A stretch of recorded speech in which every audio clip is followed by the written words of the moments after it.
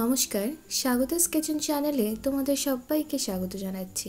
আমি আজকে বানাচ্ছি নিরামিষ কুমড়োর একটা রেসিপি, যেটা তোমরা দুপুরবেলা ভাতের সাথে বা লুচি, রুটি, পরোটার সাথে পরিবেশন করতে পারবে। খেতে খুবই ভালো হয়েছিল।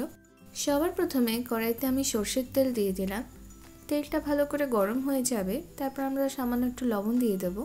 এখানে আমি একটু আলু আর কুমড়োর ডুমো ডুমো করে কেটে নিয়েছি।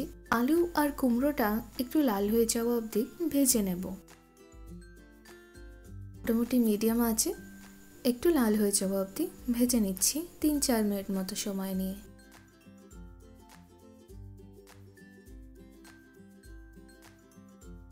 একটু হলুদের গুঁড়ো দিয়ে দিচ্ছি যাতে করে তাড়াতাড়ি লাল হয়ে যায়।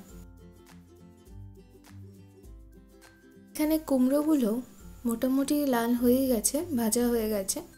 এগুলোকে তুলে নিচ্ছি। তারপর আলুটা আরেকটু লাল হয়ে যাওয়া অবধি ভেজে নিয়ে তুলে নেব।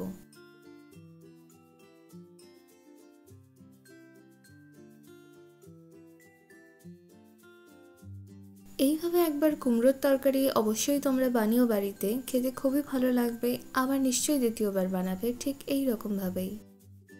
কুমড়োগুলো তুলে নিয়ে আলুগুলো লাল করে ভেজে নিয়ে তুলে নিলাম।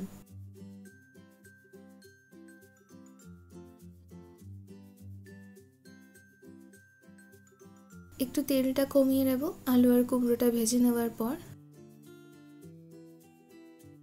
তরকারির স্বাদ মতো 1/2 চামচ পরিমাণ নুন দিয়ে দিলাম।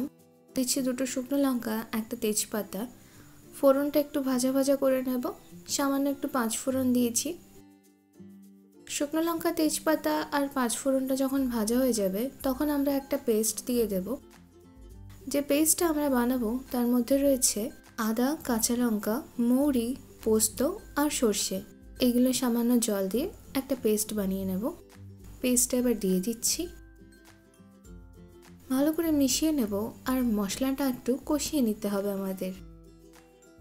মিক্সির বাটিটা ধুয়ে সামান্য জল দিয়ে দিলাম। মশলাটা 3 থেকে 4 মিনিট মতো কষিয়ে নেব।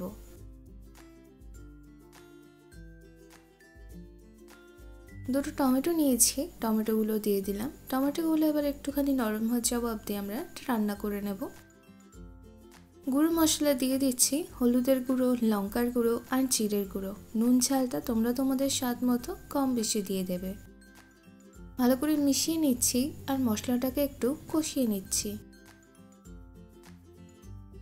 যখন দেখবে মশলা এইভাবে কষে গেছে আর তেল ছেড়ে গেছে, তখন ভেজে রাখা কুমড়ো আর আলুটা দিয়ে দেব।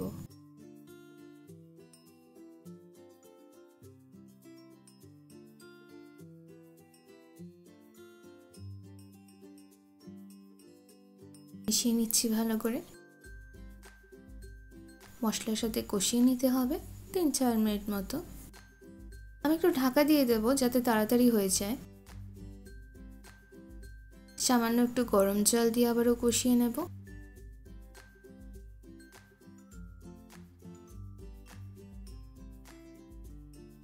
আলু আর কুমড়ো আমার মশলার সাথে ভালো মতো কষানো হয়ে গেছে।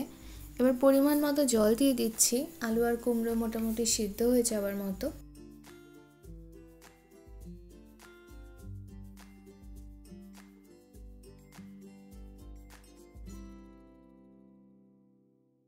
যেহেতু কুমড়োর তরকারি, সামান্য একটু চিনি দিয়ে দিচ্ছি টেস্টটাকে ব্যালেন্স করার জন্য। আর সামান্য একটু কসুরি মেথি দিয়ে দেব। এই তরকারির স্বাদটা একেবারে দোকানের তরকারির মতো হবে, ঠিক কচুরির তরকারি যেরকম হয়। ফুটে গেলেই নামিয়ে নেব আমাদের নিরামিষ কুমড়োর রেসিপি। ভিডিওটা যদি তোমাদের ভালো লাগে তাহলে অবশ্যই লাইক, কমেন্ট, শেয়ার আর সাবস্ক্রাইব করে দিও আমার চ্যানেলটাকে। যারা ফেসবুক পেজে দেখছো, ফেসবুক পেজটাকে প্লিজ ফলো করে দিও। ধন্যবাদ।